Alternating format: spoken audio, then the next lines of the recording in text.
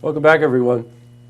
I don't think anything excites me more in running Look Media than finding out about people in our community who get together for the betterment of their towns, and their villages, and their cities.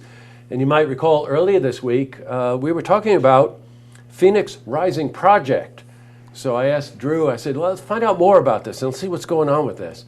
And lo and behold, Phoenix Rising Project in Hudson Falls is a group of guys, men and women, who have gotten together to help put Hudson Falls on the map again. Wow, I was trying to get this one out. How am I doing? You're doing well. I'm doing okay. Yeah. So joining me today is Bill Nikas, who is an attorney in Hudson Falls and the president of Phoenix Rising Project, and the vice president, Bob Cook, who's a village trustee. That's right. Bob, is right. You told me? Mm-hmm. Okay, great. Well, welcome. Very nice to have you here. And it's really true. You really epitomize what I'd love to see the most in the North Country. It's just, you guys get together and say, hey, you want to know something? We want to make this village better, So let me start with you. With that setup, about a year ago, you guys started Phoenix Rising Project. That's right. Well, why?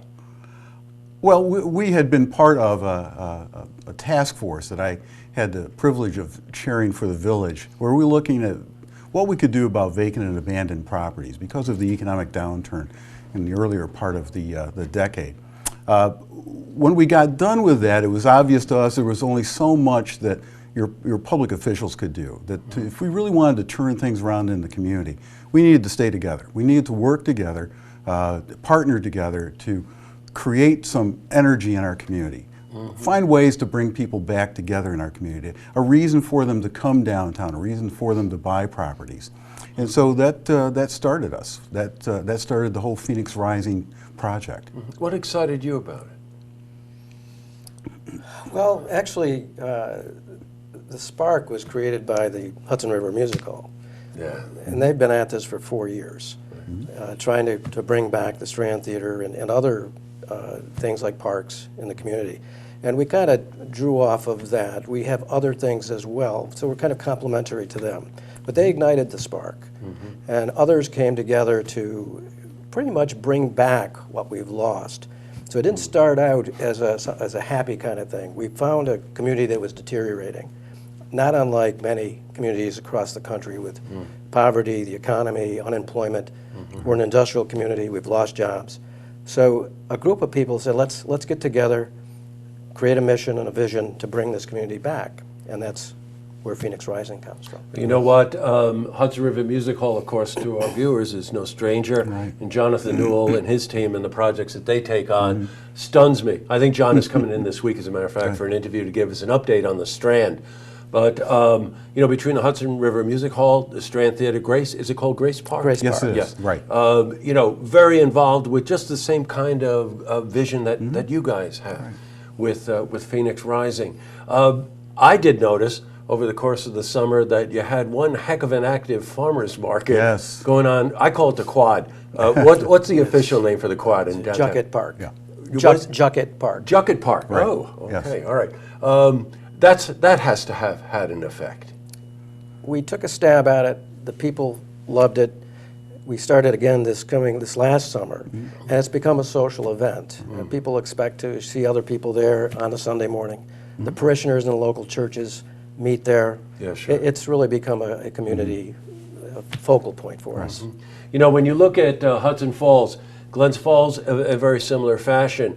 About the turn of the century, late 1800s, right, early 1900s, these were very well thought out urban centers with a quad in the middle, beautiful little parks, and the architecture, right? Yes. These were really stunning buildings, and it doesn't take a brain surgeon if you're standing in Junket Park there to take a look around and take a look at those buildings. One building that stands out to me is the courthouse, which has had various restaurants in it, La Fontana. What's going on with the courthouse? Well, the courthouse is really our marquee project. Oh, is it? Okay. Yes. Right now, we actually hold title to the property, and we are in the process of rehabilitating the courthouse. Our plan will be to bring a restaurant back to the courthouse. We're working on a master plan for the whole building. You've been in there, so you know what a gorgeous, gorgeous building it is.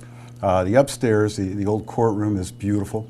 Acoustically, I'm told, I don't have an ear for this, but I'm told that acoustically it's just lovely up there.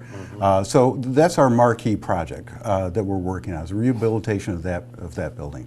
You know what? The courthouse. What's a corner there? It's on right across from the park. Maple. Maple. Maple and Main, yes. One time, my wife and I were there for dinner, and the chef took us upstairs, and we saw the courthouse, and I just couldn't believe this space. The building, by the way, designed by the same people or company that designed the Troy Music Hall, That's right? right, So yes. your comment about the acoustics there Right. is well noted, right?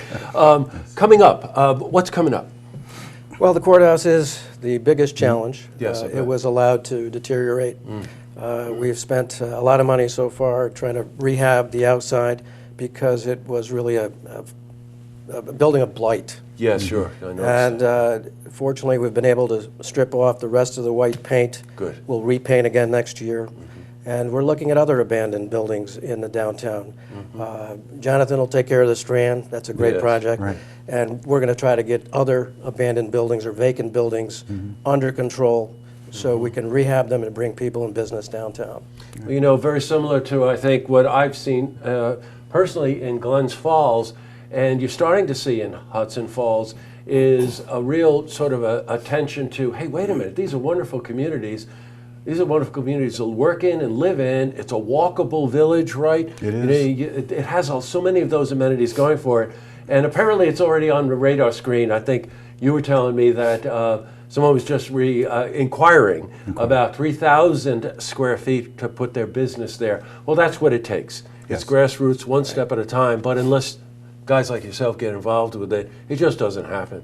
So, I mean, congratulations to both of you and your team there for Well, thank you. creating Phoenix Rising. For good name, by the way, too, right? Mr. Creative here likes those names. He didn't call it the Hudson Falls Revitalization Program. That's much too mundane. Yeah, I think you're absolutely right about that. The farmers market does open again as soon as the weather clears. It's an outdoor market, right? Outdoor, No indoor yes, over the correct. winter. And keep your eye on Hudson Falls. A lot of interesting things going on there. And take a drive over, take a look at it as well. Well, thank you, Bob. Thank you, Bill. Thank you. Very nice to meet you. And Nice to meet find you, out too. what you're doing. Real pleasure. Thank you. Thanks. You're quite welcome. To see this interview again, you can head to our website, looktvonline.com.